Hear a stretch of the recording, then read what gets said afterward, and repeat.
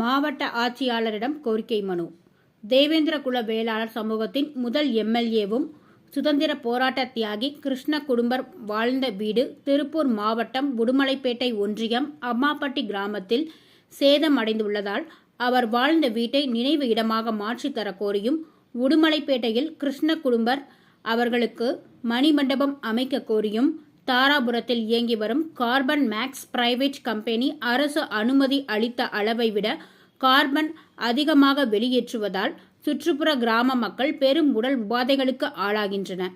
இதனை கண்டித்து தமிழக மக்கள் முன்னேற்ற கழகம் மாவட்ட செயலாளர் செல்லப்பாண்டியன் தலைமையில் மாவட்ட தலைவர் ஸ்டீபன், இணை செயலாளர் ராஜ்குமார், மாவட்ட இணை செயலாளர் கள்ளபுரம் பாலு மற்றும் ராஜா, கனிமொழி மற்றும் கட்சி நிர்வாகிகள் மாவட்ட ஆட்சியர் அவர்களிடம் கோரிக்கை மனு அளித்தனர்.